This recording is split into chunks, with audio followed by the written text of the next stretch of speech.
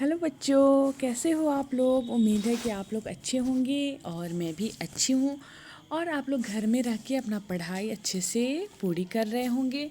तो आज मैं आप लोगों के लिए सामाजिक, आर्थिक और राजनीतिक जीवन क्लास 6 का अध्याय 1 विविधता की समझ को लेकर आई हूँ। स्कूल बंद होने की वजह से आप लोगों का क्लास नहीं चल पा रहा है, तो बच्चे को पढ़ने में कठिनाई हो रही है। बहुत सारे बच्चे तो पढ़ के खुद से समझ लेते हैं, लेकिन कुछ बच्चों को दिक्कत होती है। बुक भी सबके पास उपलब्ध नहीं है, अभी मार्केट में बुक नहीं है। और मार्केट में अगर बुक है भी तो लोग कोरोना की वजह से थोड़ा सा डरते हैं बाहर निकलने में, और निकलना भी नहीं चाहिए। तो चलिए, बुक के साथ साथ हम लोग ये करते हैं कंप्लीट अपने चैप्टर को। विविधता की समझ। अब देखिए, विविधता आखिर होता क्या है। सबसे पहले इस बात को समझेंगे। जब हम अपने आसपास नज़र दौड़ाते हैं तो हमारे समान कोई नहीं दिखता। मतलब कोई ऐसा होता है जो आपके जैसा बिल्कुल दिखता हो? नहीं दिखता है, हमारे जैसा कोई नहीं होता। आखिर हम लोग एक समान क्यों नहीं दिखते? हमारे बीच इतनी विभिन्नताएं क्यों पाई जाती है? रंग रूप हो गया, रहन सहन, खान पान, वेशभूषा, जीवन यापन, भाषा और त्योहार, इन सब के अलावा भी और भी बहुत सारी विभिन्नताएं हम लोगों के बीच में पाई जाती हैं। कक्षा में बैठे हुए अगर आप अपने साथी को देखेंगे तो उसके रंग रूप में, उसके वेशभूषा में, उसके शारीरिक आकार में आपको बहुत सारी भिन्नताएं देखने को मिलेंगी। तो यही चीज़ कक्षा को विविधता प्रदान करती। विविधता यानी अलग अलग होना, एक जैसा न होना, सबका अलग अलग होना। ठीक है।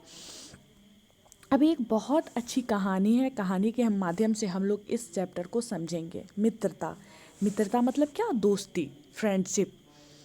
निशान अपने पिता के साथ पटना के बेली रोड स्थित आसियाना मोड़ के रामनगरी मोहल्ले में रहता था। निशान एक लड़का है जो अपने पिता के साथ बेली रोड, जो लोग पटना में रहते हैं उनको पता होगा, बेली रोड पटना में है। वहाँ पे एक मोड़ है आसियाना, वहाँ पे के मोहल्ले का नाम है रामनगरी। वहाँ पे उस नुक्कर पे इसके निशान के पिता की दुकान थी। और निशान जो था वहीं पे एक सरकारी मिडिल स्कूल था, मध्य विद्यालय था, वहाँ का छात्र था। अब हमारे माता पिता जो कर रहे होते हैं उसको देखने के लिए, उसको समझने के लिए हम लोग भी वहाँ पे चले जाते हैं ना। अक्सर जिनके माता पिता की दुकानें हैं तो बच्चे भी वहाँ पे चले ही जाते हैं, माँ बाप से मिलने ही सही या थोड़ा सा मदद करने ही सही। तो यह भी अपने पिता के दुकान पर कभी कभी चला जाता था हाथ बटाने के लिए, मतलब अपने पापा के कामों में हेल्प करने के लिए। आप लोग भी चाहते होइएगा अपने पापा मम्मी का हेल्प करने, जो लड़कियां होती होंगी घर में मम्मी का खाना वाना बनाने में मदद करती होंगी।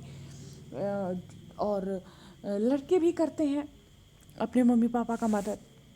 तो ये मदद करने के लिए जाया करता था। उस दुकान के पास ही एक छात्रावास में कुछ लड़के अक्सर सामान खरीदने आया करते थे।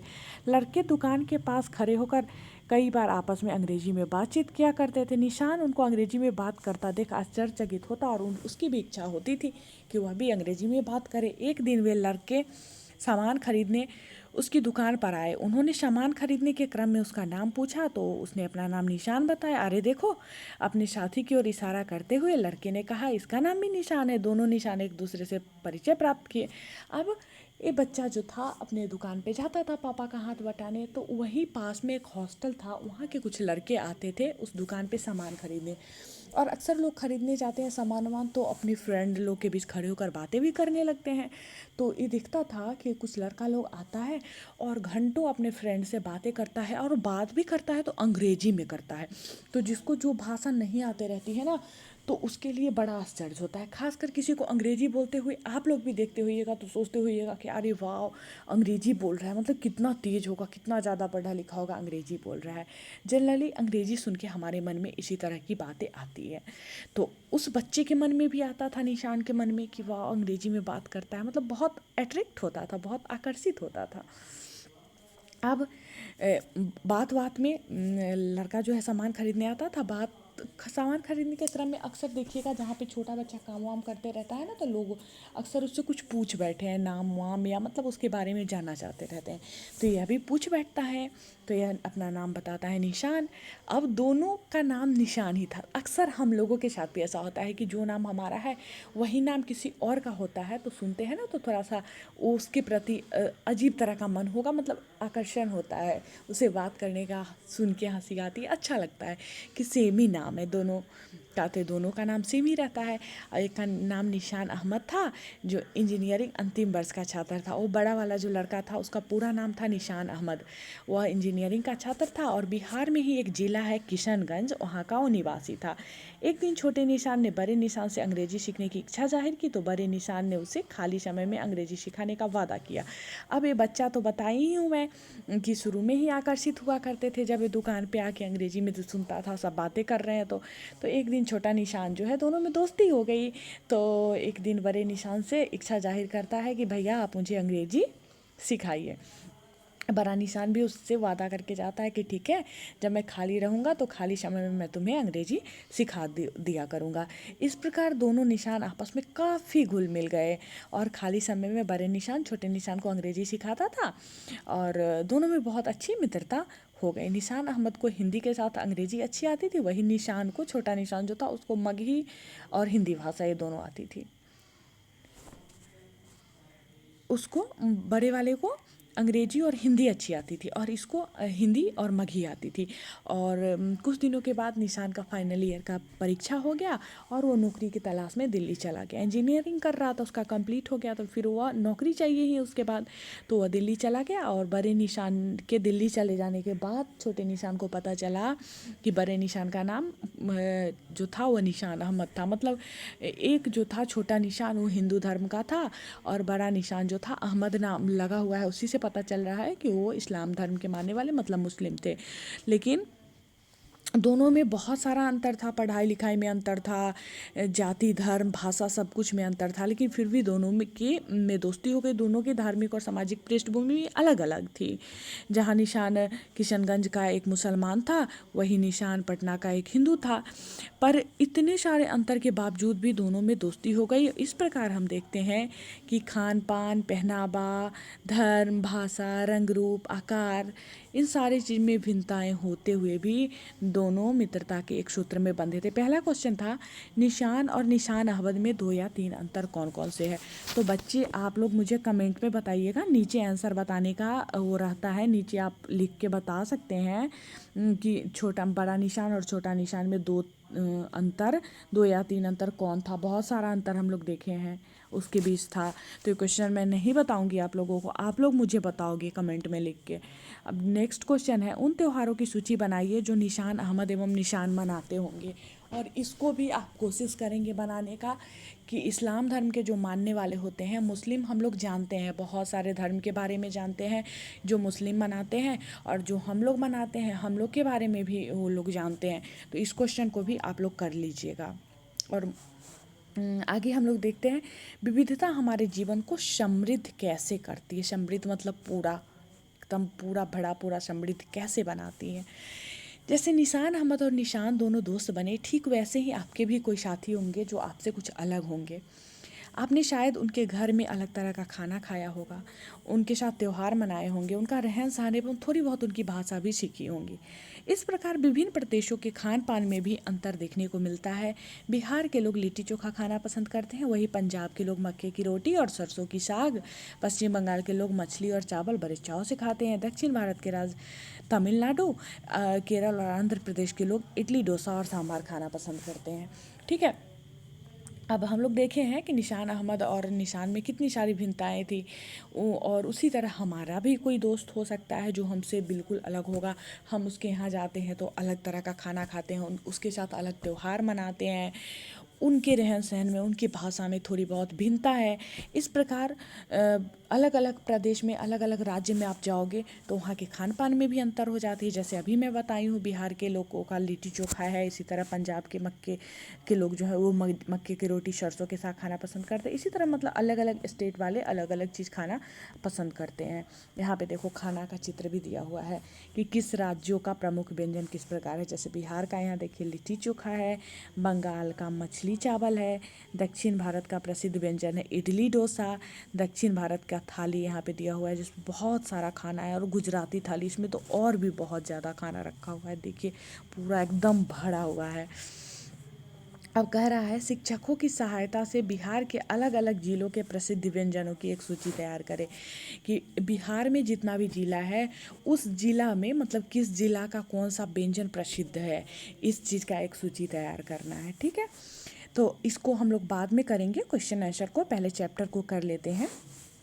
इतना ही नहीं, विभिन्न राज्यों के रीति रिवाज और त्योहारों में विभिन्नता होती है। जहाँ बिहार का एक मशहूर पर्व छठ है, पश्चिम बंगाल का दुर्गा पूजा, महाराष्ट्र का गणेश उत्सव और केरल का ओणम, और देखिए झारखंड में सरहुल। यहाँ पर्व त्योहार में भी अलग अलग स्टेट का अलग अलग पर्व जो है फेमस है, जिसमें कुछ पर्व का नाम भी दिया गया है कि कहाँ का क्या फेमस है। बिहार का छठ फेमस हो गया, पश्चिम बंगाल का दुर्गा पूजा फेमस हो गया, महाराष्ट्र का गणेश उत्सव फेमस हो गया, और केरल में ओणम, और झारखंड में सरहुल, ये सब फेमस है। और यहाँ पे चित्र देखिए, बिहार में छठ पूजा जो होता है, छठ पूजा का चित्र आप लोग भी मनाते होंगे, बिहार के सारे लोग मनाते हैं। झारखंड में ये सरहुल पर्व मनाया जा रहा है, सरहुल पर्व का चित्र है। चित्र देख के भी हम लोगों को बहुत कुछ समझ में आ जाता है। केरल में ओणम के अवसर पर नौका दौड़, तो ओणम में शायद नौका दौड़ करवाया जाता है, तो देख रहे हैं आप नाव पे कितने सारे लोग बैठे हुए हैं। और यहाँ पंजाब में लोहड़ी मनाते हुए, पंजाब के लोग लोहड़ी मनाते हैं।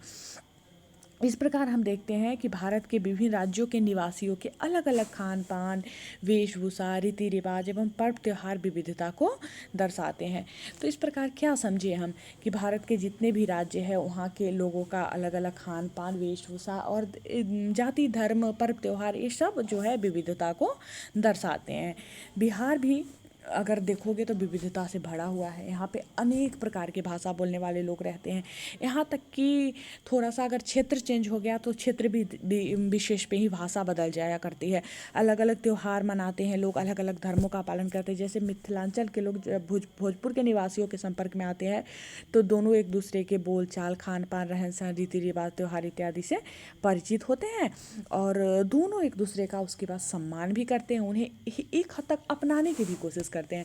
जब हम अपने से अलग धर्म के लोगों को मनाते हुए उनकी भाषा, उनके वेशभूषा सबको देखते हैं ना, तो उसको सीखने का भी कोशिश करते हैं, उसको अपनाने का भी कोशिश करते हैं। इस तरह से जो कमी मेरे में रहती है वो उसके द्वारा पूर्ण हो जाती है, जो उसके में रहती है वो मेरे द्वारा पूर्ण हो जाती है। इस तरह विविधता जो है हमारे जीवन को ना समृद्ध, भरा पूरा बनाती है। इस तरह बिहार के लोग जब भारत के अन्य राज्य जैसे दिल्ली, मुंबई, पश्चिम बंगाल, पंजाब, हरियाणा, गुजरात में काम अथवा व्यवसाय करने जाते हैं तो वहाँ के स्थानीय लोगों की भाषा, रहन सहन, रीति रिवाज, खान पान, त्योहारों का प्रभाव उनके जीवन पर पड़ता है।